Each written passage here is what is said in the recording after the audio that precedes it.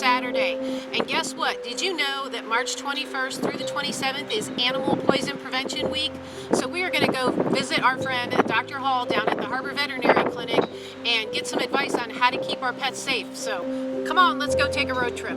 So as promised, we are here with Dr. Hall of Harbor Veterinary Clinic, and she's going to give us some advice about how to keep our pets from having a household accident, and also some of the things that we can do to intervene if that should happen. So I guess my first question is, what maybe we're not aware of the risks around the house. What is probably the biggest risk you see to our pets when they're at home?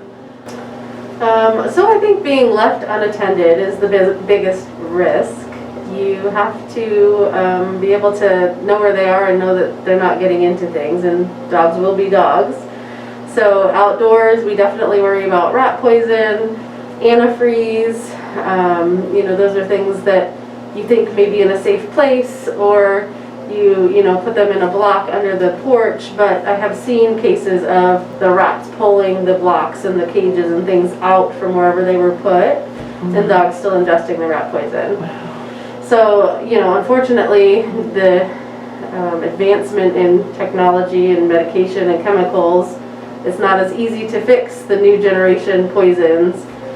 Fertilizers even can just cause some mild GI upset to seizure, coma, and death, depending on what fertilizer or like insect preventatives you use, like snail bait and things like that, are highly neurologically toxic. Okay. So those are things that you just, if you can, don't even have them on your property, because if there's a will, there's a way, and unfortunately we see a lot of accidental ingestions outdoors. And I would have never thought about that. I know, to not leave the antifreeze laying around, because that actually tastes sweet to a dog. Yes, yep. But I never thought that, maybe what you're spraying on the lawn or the garden could be toxic to your pet. Yes, you have to just really check labels and, pet safeness, and a lot of things will say to leave it, so many days, rinse it with water, all of those things. And you do that times 10. In my opinion, yes. You really just have to do it extra, leave it extra long time before your dog goes back there, or really wash it down, things like that. Especially with the baits and things like that, there's got to be different and better ways to get rid of some of the pests than poisons that can also kill your pets. So, and we'll just jump right to this right now. If you know your dog ate something toxic but not caustic, so drink a bucket of bleach water, you don't want to make them vomit bleach water. Ate a block of rat poison, without any questions asked, you want to make sure you always have a jug of unopened peroxide. So this one is not, you want a sealed one, because once it's been opened, even though it's in a dark bottle, it still loses its fizz. You want something real fizzy. So you have to have a brand new bottle of peroxide available, and you actually will give your dog peroxide to make them vomit. And again, if something non-caustic goes down, the quicker you get it up, the less absorption time, the less chance of illness. And I think a little trick that is helpful is just basically 1 ml per pound is pretty safe, and you got to get them moving. So once you get it in them, like some people would say, use a turkey baster if you don't have a syringe to get them in to ingest it. You can actually safely mix it with something sweet that is regular sugar sweet, not xylitol, because artificial sweeteners are toxic to pets as well. So vanilla ice cream works really well. You mix it with the vanilla ice cream, they eat it like it's the best thing in the world. And then they vomit usually within 10 to 15 minutes. But we take them outside and kind of jog up and down the parking lot, just gotta kind of get them moving. And then things start to come out.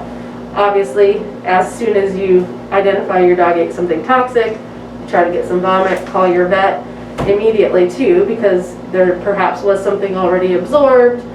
You still need to follow up. Sometimes they don't like to stop vomiting once you give them the peroxide, so you need to make sure you don't have any concerns with dehydration, aspiration, things like that. So this is first response, still need to go to the vet, to the hospital. Absolutely. Okay, so you mentioned artificial sweeteners as a toxin. Yes. So what else have I got hanging around in the house that is not safe for my pet? So I have a little sheet here, which we'll maybe pan in on, but food specifically, like safe foods, bananas, blueberries, carrots, peas, green beans, sweet potatoes, rice, things like that. Unsafe, anything with high caffeine levels, so energy drinks, coffee, really salty snacks, citrus fruits are not good. Chocolate has caffeine and chocolate toxicity as well. Most nuts are not okay. Garlic and onions are not okay. Milk and dairy, I know I just told you ice cream, you know, you're trying to make them vomit. If you're not trying to make your dog vomit, I stay away from dairy. Grapes and raisins, that's something that a lot of people don't know about, but they can, it's not dose dependent with that, it's dog or cat dependent. So one raisin or grape could cause a big dog to have kidney failure, and a little dog could eat several and not have a problem. So stay away. A lot of dogs, like labs specifically, we see jumping on the table or the counter and eating the whole bag of grapes. So grapes are really scary to kind of have laying around. And obviously alcohol as well. And then I did just mention the artificial sweeteners. So they have artificial sweeteners in a lot of things now, even some of your peanut butters. I had a client that her dog loved to get into her purse and pull out her gum. He had 2 emergency room visits for xylitol toxicity. Oh my God. Xylitol is the specific sugar substitute that is toxic. So Orbit's gum, a lot of the sugar-free gums use xylitol. So those are things that can cause a super low blood sugar in dogs, and they, you know, go into coma, seizure, death if left untreated. Yeah, so. And also I noticed that you have another one over there that possibly even our plants inside and out can be harmful to our animals. Yeah, the big one, especially with the season coming up, is Easter lilies for cats. So Easter lilies, actually any lily in cats, don't mix. It can cause kidney failure, shutdown. Any part of the lily, the flower, the leaf, the stem, the water they're sitting in, toxic, toxic, toxic. Don't have a lily in your house if you have a cat specifically. But they're the top of the cat list for sure. But again, we could pan in on this, but this is just a nice little toxic plant list. Lilies are top of the list. Sago palm, that's something that a lot of people don't really think about. Marijuana's on the list, and quite honestly, we have seen quite a bit of that. Not necessarily the smoke, but edibles. The THC in edibles and even some of the CBD products, they're supposed to be THC, you know, non-existent, but it's not really regulated very well. So I think that there is some caution to be used with that. But the marijuana toxicity can be very scary in dogs. And again, it's typically when people have people over, or there's a party or something, and there's things that they baked with it or something like that, that it can kill your dog. So they can have seizure, you know, seizure, coma, and death as well. A lot of these things are the same outcome, and it's very scary. It is very scary. So what else would you recommend for keeping our pets safe, you know, when we're inside, when we're outside, maybe even when we're traveling? We made these little first aid kits, but you can buy them on, you know, on Amazon, anywhere really, like little doggy first aid kits. I have also a little brochure that talks about that, kind of what should be in your first aid kit. Your veterinarian's phone number is #1. A pet poison hotline. So sometimes I don't know, you know, what the toxic risk is to you dropped your medication and your dog ate it. So we have to call and see like what the medication is and what it was, how much was ingested compared to the size of the animal. So like pet poison hotline is something you want to have like saved in your phone. It's something that does cost money, unlike the human line. So just be prepared for that when you call them.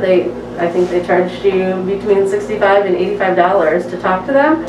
But then if you take your dog to the emergency clinic or the vet, you have a contact number and a case number, so then the vet can talk to them and get instructions from their emergency critical care vet on how to treat your pet the best. Excellent. So those are the top two things, but then it definitely recommends having like a little roll of gauze and some pads, medical tape, little tweezers and scissors, and so we're probably not all inclusive, but hydrogen peroxide, some latex gloves, it even recommends a muzzle. Because if a dog is injured, even the nicest dog, they can still be painful and want to bite. So for your safety, you might think your dog would never bite you, but they're still an animal and they can go into kind of protective mode. That's their way of saying, don't touch that, it hurts. Yeah, exactly. So you have your peroxide. I like to have a little thing of self-adhesive, basically it's vet wrap, so it sticks to itself so that you can, like if you have a bleeding wound, you have something that you can really put some pressure on, or wrap a broken toenail, you know, a paw up or something to, again, to get you to the vet so that the problem can be taken care of. And you know, little tweezers are nice to just pick out a splinter or something along those lines. In ours we have, because we're in Tick Nation here, we have a little tick removal spoon. So this one is designed to just kind of scoop under the tick and then lift up, and ideally the tick ends up in your little spoon, and then you can put alcohol on it and dispose of it from there. But like a little triple antibiotic ointment, I think it's essential for everybody to have some Benadryl tablets, like with your dog's kit. They are allergic to bees, just like we are, spider bites, things like that. So if you're seeing an acute swelling, especially around the face and eyes, typically it's an insect bite or sting, and it can also be life-threatening to them, just like us. So the first thing you reach for is some Benadryl, and you know, it's pretty easily dosed, 1 milligram per pound. So if you have a 20-pound dog, you give them 1 Benadryl. So you just having Benadryl on hand, and again, calling for assistance, because 1 Benadryl might not do the trick. You know, just in here we have a little tick identification card so that you know perhaps what kind of tick you removed. It's always good to put it in a Ziploc bag and save it, because if it's a deer tick, there's some companies out there that will test them for Lyme disease at little to no cost. So then you know, was your dog bitten by a tick carried Lyme disease? And then a little pet emergency card. So like we have our clinic and our sister clinics, Conneaut, Geneva Country Doctor, and then the local ERs. And then just, I like this too, you have a normal vital sign range. So you know, like, is my dog really in emergency danger? You want to look at its gum color. Are they nice and pink, or are they gray, blue, really, really red? All of the, other than nice and pink, are signs of distress. So knowing that their body temperatures are a lot higher than ours, so up to 102.5 is normal. But if we're like 96, that's a big problem, you know, because they're, again, much higher than us. Depending on the size of the animal, heart rate, you know, ideally between 80 and 120. If your dog's heart rate's, if you're only feeling like a pulse of 40, no matter the size, you're in trouble. Respiratory rate, you know, a lot of dogs in distress are panting. So as long as we're panting and we have pink gums, you know, that's okay, but still seek medical attention if something traumatic happened. Like I said, it does recommend a muzzle, but you can, there's a little technique on the back of this brochure that talks about homemade dog muzzle from a necktie, or like even a leash. You know, you can really just kind of wrap it around the muzzle for a temporary thing so that you can, you know, put a bandage on a bleeding wound, or, you know, get your dog loaded up into the car without biting you. You don't need an ER visit along with your dog, because unfortunately you have to go to 2 separate places.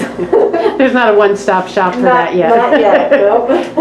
And I think probably the most important piece of advice that anybody should have is that if you encounter a first aid emergency, an accidental ingestion of poison, you know, a sting that seems to be having a reaction, you're going to want to contact your vet. And so it's important to have a vet. Yes, established vet care is very important, especially these days with COVID, and you know, curbside service and even emergency rooms are booked. You know, like it's hard to get medical attention for your animal if you don't have established care.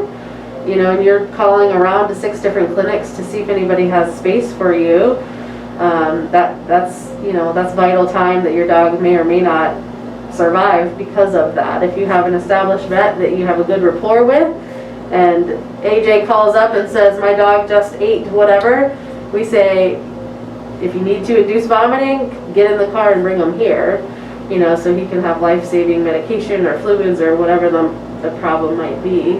Yes, absolutely. And they know your dog. They know your medical history. They know their behavior. They're going to know if Farkas comes in here and is nice, he's definitely something wrong with him. So I think, let me just go down through this common cat toxicity list. These are household poisons common in cats. Oh, I forgot this one. Cats are not little dogs, so they cannot use flea and tick medicine that is labeled for dogs. It will cause severe tremors, sometimes seizures, and that can last for days, and they need medical attention. Okay, so if you have a mixed household of both cats and dogs, you can't be changing your flea treatment or other medications. They are specific to the animal. Yes, yep, and you know, if you do have a mixed household and you want to use topicals, I would talk to your vet about the best way to do that. Because your cats, if they get along with your dogs, they can go up and lick your dog and still have toxic ingestion. So be very careful with that. Obviously, any human medicine, unless your vet tells you it's safe to use the Benadryl, don't. Because like antidepressants, depending on what they are, muscle relaxers, pain medicines are really toxic to animals. They metabolize things very differently. So mouse and rat poisons, ibuprofen and Tylenol, glow sticks, actually glow sticks and glow jewelry. Oh my. The inside of that is toxic. Decongestant medications, so always, always, always, if you're buying Benadryl, make sure it's just Benadryl, not something with a decongestant or Tylenol or anything in it. And certain essential oils are also toxic. For dogs, chocolate, ibuprofen, Tylenol, mouse and rat poison, the xylitol we already talked about. Vitamin D in large amounts is actually really toxic as well. That's how they make some of the rat poisons now. So antidepressants, fertilizers, caffeine, pills and drinks. And then just one more point on gardens. You know, we talked about some plants, and again we can get some pictures of these, but outside baits, blood meal, bone meal, and pesticides. So those bone meal and blood meal things that we didn't mention earlier, those are also, just have to be really careful. So the best way to prevent is, again, know where your dog or cat is and keep them with you or safe in a confined area. Good advice. Well, thank you for taking the time to share this with us today. We're going to get some shots of the pamphlets up close so that you can get that information, and we'll have links for you in the comments. Tim's always good about doing that. And again, thank you for sharing this information with us today and just being a part of the community, because you do a great job. Awesome, thank you.